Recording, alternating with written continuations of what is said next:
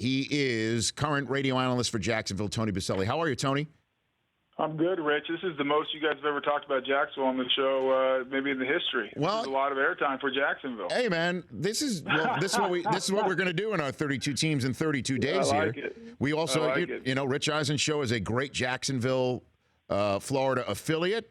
Fox Sports, yes, it is. WFXJ AM there in Jacksonville. So we're thrilled to be on down there with a passionate fan base. The question is how happy they're going to be when it's all said and done, Tony. What do you think here? Well, to answer the thing you were talking about before I got on the air, there's plenty of tickets left on the bandwagon. When it's been as empty as it has for as long as it has, we'll invite anyone who wants to jump on right now because it does feel a little bit – it feels good. I mean, I think the fan base is excited. It feels good right now in Jacksonville because it has been a tough transition ever since Shad Khan bought the team and brought Dave Caldwell in as the GM and Gus as the head coach because they took a strategy of just gutting the whole franchise and starting fresh. And now you're starting to see some of these young players and some of the high draft picks are starting to play well. And you saw an offense last year. And to your point, I think the hope is that you're going to see the same production as some of these young guys on the defensive side of the ball with some big free agents, Malik Jackson. I think another real good signing that not a lot of people are talking about outside of Jacksonville is Shawn Gibson,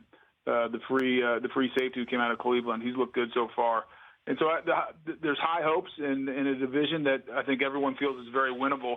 I think the Jags are positioned in a pretty unique position coming off of some really tough years. How's Jack and Ramsey looking physically? What do you got for me on that front, Tony, so far? Well, Ramsey shows no ill effects of getting his knee scoped in the OTAs, and he was out there with the first group yesterday and was absolutely flying around. I mean, the guy is well over 6 feet, long arms, and can absolutely fly. Came across the field and ran down Marquise Lee on a end-around sweep, and he looks great. Miles Jack, same thing with the knee. He's getting a lot of reps. He's backing up Paul Posluszny right now at middle linebacker, but I think most expectations are when the regular season starts that they're going to find a way to get him as one of the three linebackers out there with Paul Posluszny and Telvin Smith. But when it all comes down to it, with the Texans being a playoff team last year, Andrew Luck coming back, we all know the Titans are going to be better with Marcus Mariota, DeMarco Murray. They just moments ago signed Andre Johnson, one of the future first ballot Hall of Famer. He's going to be now catching passes for them. How realistic does Jacksonville have a chance in this division when it's all said and done, Tony? Well, I think it's very realistic. I mean, I think if you look what they did last year offensively and kind of the additions they made that we talked about on defense are a lot faster. And it's a division that was the worst division in football last year. But now you have three young franchise quarterbacks, and then you got Brock Osweiler who came to Houston, so I think they're confident there. But it's a division where I think if you asked every team, especially I think Jacksonville, I think Tennessee still maybe a little bit behind the other three, but not far.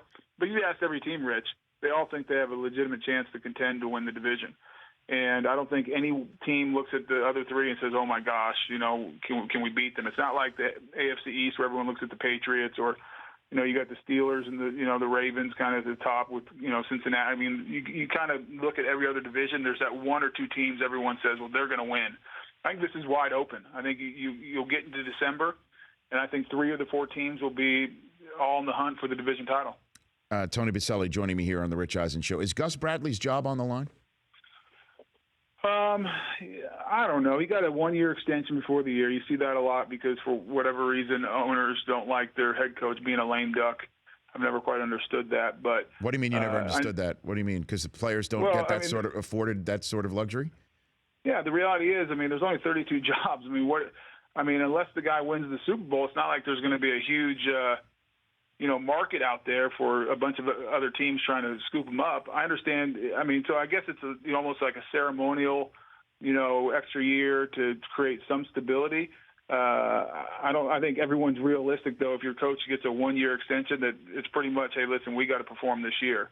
With that said, I don't think, some people think Gus has to make the playoffs or he's going to get fired. I don't think that's the case at all. He's very well liked by the owner. He's very well liked in the building and the community. I think, as long as they are, around that 500 mark, I think they'll be probably 9-7 right in there. I think his job's safe. So who's the team to beat in the division, do you think? Well, I think it's always the best quarterback. And even though Andrew Luck had a down year, I think is probably the Indianapolis Colts. But I don't think there's a very big separation between them and the Texans and the Jaguars. I think it's very close. I think it's going to be very tight. But I always kind of you have to give the nod to the team who has the best young quarterback in this division, and that's Andrew Luck. The Texans, are great on defense, but you got J.J. Watt having back surgery.